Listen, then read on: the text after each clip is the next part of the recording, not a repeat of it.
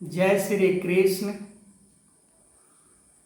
भगवान कृष्ण कुरुक्षेत्र के मैदान में अर्जुन को एक ज्ञान दे रहे हैं कि अर्जुन तुम्हें इनके साथ शत्रुता का भाव रख के युद्ध करना ही होगा।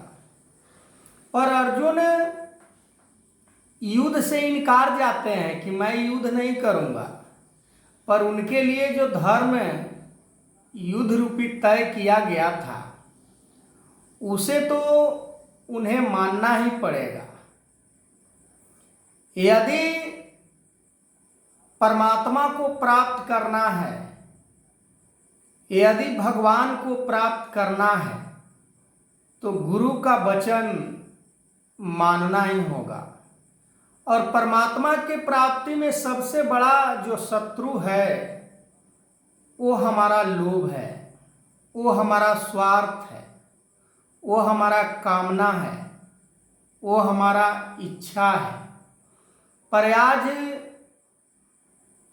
परमात्मा को यदि प्राप्त कोई भी चाहता है कि मैं परमात्मा को प्राप्त कर लूं, तो इन सारी चीजों को मन से निकालना होगा, तभी परमात्मा को प्राप्त किया जा सकता है। मन के अंदर इतना बड़ा बड़ा स्वार्थ है, इतना बड़ा सा लोभ है, क्रोध है, मोह है, तो इनसे कैसे परमात्मा को प्राप्त किया जा सकता है। परमात्मा को प्राप्त करने के लिए मन को निर्मल होना चाहिए, मन को एकाग्र होना चाहिए, मन शांत होना चाहिए। पर मन तो ऐसे ऐसे विषयों में फंसा हुआ है, ऐसे इच्छाओं में जकड़ा हुआ है जिसका कोई गिनती और हिसाब नहीं किया जा सकता है। मन हमारा उन विषयों में पढ़कर परमात्मा को इच्छा जताता है कि मैं परमात्मा को प्राप्त कर लूं, तो परमात्मा ऐसे मन से, ऐसे विवेक से, ऐसे बुद्धि से प्राप्त नहीं हो सकते हैं। परमात्मा को प्राप्त करने के लिए गुरु के चरणों में समर्पित होना ही पड़ेगा, गुरु के एक एक बात को मानना ही पड़ेगा। दूसरे को भला के बारे में गुरु समझाते हैं कि दूसरे को भला करना है, गाते भी हैं कि सबका भला करो करतार, पर हम बुरा ही करना शुरू कर देते हैं। भला तो दूर की बात रही, केवल गाने तक ही हम सीमित रखते हैं, पर हमारे मन में उस समय भी बुराई का ही भावना होती है कि मैं गा तो रहा हूं कि सबको भला करो, पर भला करना मत, मैं नहीं चाह रहा हूं कि किसी का भला हो जाए।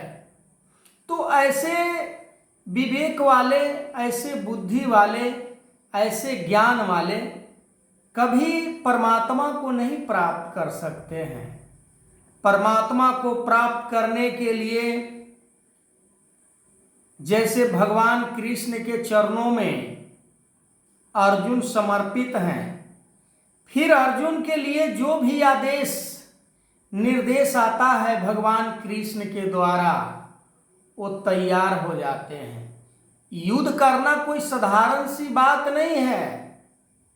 जहां मरने और मराने की बात है, जहां जान की खतरा है, जहां पर जान जाने की बारी है, वहां पर भी भक्त परमात्मा को खुश करने के लिए, अपने गुरु को खुश करने के लिए हम अनेकों भक्तों का उदाहरण देते हैं कि अमुक भक्त ऐसा अपने गुरु के लिए किया, अपने गुरु को बात को माना तो परमात्मा को प्राप्त कर लिया। पर हम केवल उन भक्तों को, नाम को दोहराते हैं, उनकी जो जीवन की गाथा है, उन गाथाओं को हम दोहराने का प्रयास करते हैं। पर कभी ये हमने नहीं सोचा कि हमें भी वैसे ही गुरु के वचन को अपनाना है और वैसे भक्त बनना है, ऐसे परमात्मा को प्राप्त करना है। मैं मुआ न मन मुआ, मरी मरी गया शरीर, आशा तृष्णा ना मुआ, कह गए दास कबीर। हमारे अंदर आशा और तृष्णा होता है और इन सभी चीज परमात्मा को प्राप्ति में बहुत बड़ा बाधा है। जैसे हमारे शरीर में कोई रोग लग जाता है तो हम चलने फिरने में भी असमर्थ हो जाते हैं, हम कहीं आने जाने में भी असमर्थ हो जाते हैं, यहाँ तक कि हम कॉन्सेंस, हमारा माइंड डिस्टर्ब हो जाता है, हम सही डिसीजन नहीं ले पाते हैं, सही नहीं सोच पाते हैं, सही किसी के बारे में हम कभी भी चिंतन नहीं कर पाते हैं, क्योंकि हमारे अंदर वो रोग लगा हुआ है। ठीक उसी प्रकार परमात्मा को प्राप्त करने के लिए इन सभी रोगों से हमें छुटकारा पाना होगा और ऐसे हमें डॉक्टर्स की तलाश करनी होगी, ऐसे सतगुरु के हमें तलाश करना होगा, ऐसे पैगंबर को तलाश करना होगा, ऐसे हमें परमात्मा स्वरूप तत्वदर्शी संत का तलाश करना होगा, ताकि हमें भी अपने जैसा वो बना सके।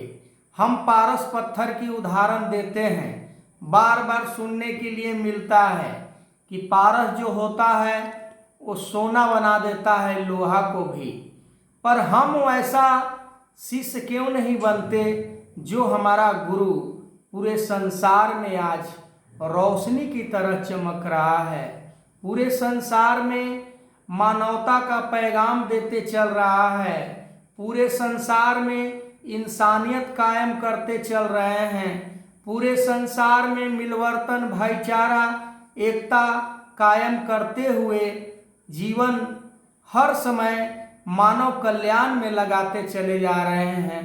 तो हम क्यों नहीं अपने गुरु से वो शिक्षा प्राप्त करते हैं कि बैर विरोध, घृणा, द्वेष, निंदा, चुगली, शिकवा, शिकायत, अमीरी गरीबी, छोटा बड़ा, धर्म संप्रदाय, जाति ऊंच नीच को त्याग कर हम अपने गुरु के समान बन जाते हैं। हम गुरु के सुर में सुर मिलाना शुरू कर देते हैं, तब हमारा कल्याण हो सकता है। तब हम इस परमात्मा को, जो अंग संग रहने वाला, जो हर गतिविधियां को हमारा देखने वाला, हर कर्म को हमारा देखने वाला, हम इससे कभी छुप नहीं सकते हैं, हम इससे कभी बच नहीं सकते हैं।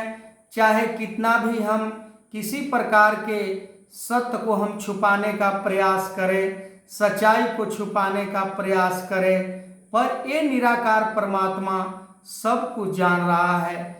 जैसे भगवान कृष्ण सब कुछ जान रहे थे कि अर्जुन के मन के अंदर क्या चल रहा है, अर्जुन क्या सोच रहे हैं, अर्जुन युद्ध करेंगे कि नहीं करेंगे, पर ये भी भगवान कृष्ण के अंदर मन में था कि अर्जुन तो मेरा प्यारा भक्त है, पर ऐसा हो नहीं सकता है कि युद्ध नहीं करेगा। तो आगे मैं इस वीडियो को कंटिन्यू करूँगा, तब तक के लिए जय श्री कृष्ण।